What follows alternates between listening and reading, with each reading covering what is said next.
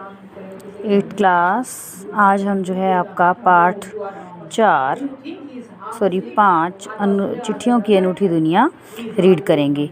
आज देश में ऐसे लोगों की कमी नहीं है जो अपने पुरखों की चिट्ठियों को सहेज कर और संजो कर विरासत के रूप में रखे हुए हो, या फिर बड़े बड़े लेखक, पत्रकार, उद्यमी, कवि, प्रशासक, सन्यासी या किसान, इनकी पत्र रचनाएं अपने आप में अनुसंधान का विषय हैं। तो वो बता रहे हैं कि आज ऐसे लोग कमी नहीं है जो अपने बड़े बुजुर्गों की चिट्ठियों को बड़े संभाल कर विरासत के रूप में रखते थे, या फिर बड़े बड़े लेखक, पत्रकार, उद्यमी, कवि, प्रशासक, सन्यासी, इनकी पत्र रचनाएं जो इन्होंने लिखा अपनी रचनाओं को एक इन खोज का ही विषय है। अगर आज ऐसे संचार के साधन होते तो पंडित नेहरू अपनी पुत्री इंदिरा गांधी को फ़ोन करते, पर तब पिता के पत्र पुत्री के नाम नहीं लिखे जाते जो देश के करोड़ों लोगों को प्रेरणा देते हैं। जैसे कि आपने देखा हमारा जो है जो वसंत भाग 1 के अंदर है, तो एक चिट्ठी लिखते हैं, पत्र लिखते हैं पंडित जवाहरलाल नेहरू अपनी पुत्री इंदिरा को, तो पिता के पत्र पुत्री के नाम नहीं लिखे जाते तो देश के लोगों को, करोड़ों लोगों को प्रेरणा देते हैं। तो हम उन पत्रों से सीखते हैं कि देखो किस तरह से उन्होंने अपनी बेटी को जो है संदेश दिया था पत्र के माध्यम से। पत्रों को तो आप सहेज कर रख लेते हैं, पर एसएमएस संदेशों को आप जल्दी ही भूल जाते हैं। हम पत्रों को तो संभाल कर रख सकते हैं, सहेज कर रख सकते हैं, लेकिन एसएमएस संदेश को हम जल्दी ही भूल जाते हैं। कितने संदेशों को आप सहेज कर रख सकते हैं? तमाम महान हस्तियों की तो सबसे बड़ी यादगार ये उनके द्वारा लिखे गए पत्र ही हैं। कितनी बड़ी बड़ी महान हस्तियां हुई, उनकी यादगार धरोहर उनके द्वारा पत्र लिखे गए हैं वही हैं। भारत में इस श्रेणी में राष्ट्रपिता महात्मा गांधी को सबसे आगे रखा जा सकता है।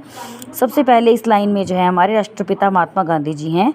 दुनिया के तमाम संग्रहालय जानी मानी हस्तियों के पत्रों का अनूठा संकलन भी है।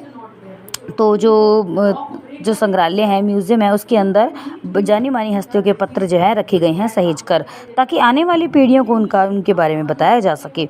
तमाम पत्र देश, काल और समाज को जानने समझने का असली पैमाना है।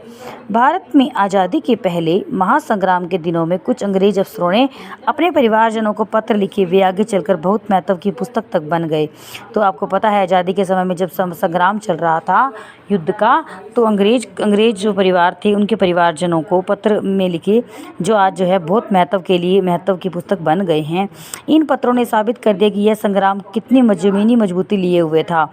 इन पत्रों के द्वारा पता लगा कि जो ये युद्ध हुआ था, संग्राम हुआ था, कितना ये मजबूती लिए हुए था। इन पत्रों के द्वारा ही हमें ये सब कुछ ज्ञान हुआ है। महात्मा गांधी के पास दुनिया भर से तमाम पत्र केवल महात्मा गांधी इंडिया लिखे आते थे और वे जहाँ भी रहते थे वहाँ तक पहुँच जाते थे।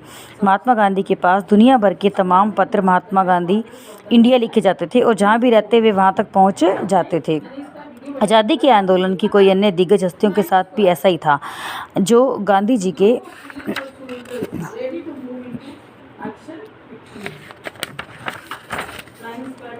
गांधी जी के पास देश दुनिया में बड़ी संख्या में पत्र पहुंचते थे, पर पत्रों का जवाब देने के लिए मामले में उनका कोई जोड़ नहीं था।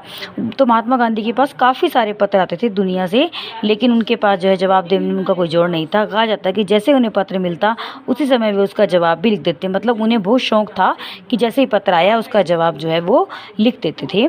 अपने हाथों से ही ज़्यादातर पत्रों का जवाब देते थे। वो अपने हाथों से लिख कर ही पत्रों का जवाब दिया करते थे। जब लिखते लिखते उनका दाहिना हाथ दर्द करने लगता तो वे बाएं हाथ से लिखने में जुट जाते थे। अर्थात उन्हें पत्र लिखने का बहुत शौक था। पत्र आए और उनका जवाब देने के लिए जब उनका दाहिना हाथ दर्द होता तो वे बाएं हाथ से भी काम करने के लिए जुट जाते। महात्मा गांधी ही नहीं, आंदोलन के तमाम नायकों के पत्र गांव-गांव में मिल जाते हैं।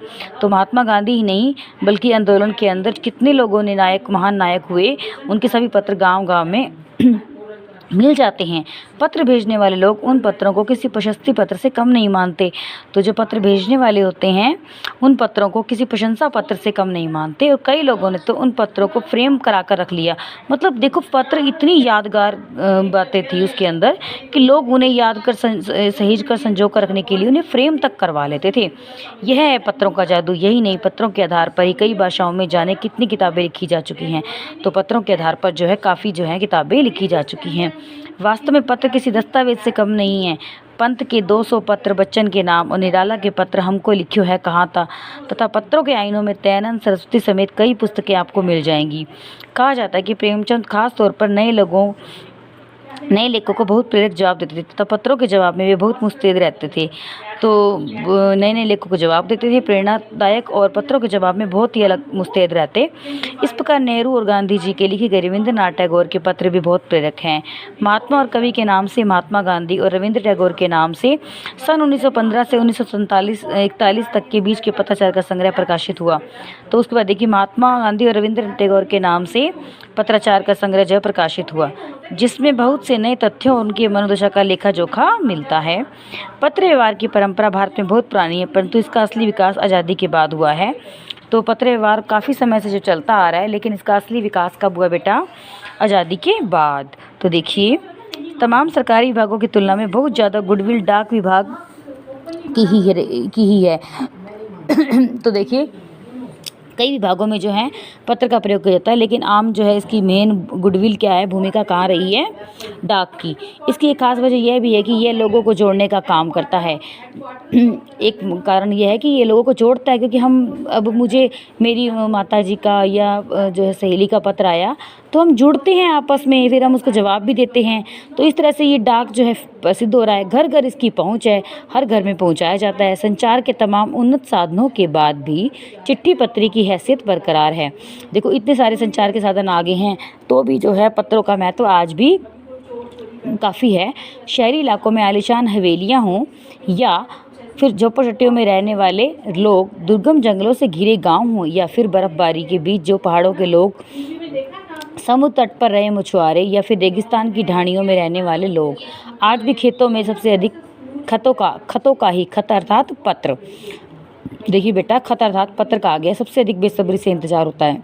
देखिए, शहरी इलाकों में नहीं बल्कि बड़ी बड़ी हवेलियों में जो बर्फबारी में रहते हैं, हमारे जो हैं फौजी भाई रहते हैं, समुद्र तट पर मछुआरे रहते हैं, रेगिस्तान की ढाणियों में लोग, काफ़ी दूर दराज भी आज भी जो है पत्र का बड़ा बेसब्री से लोग इंतजार करते हैं।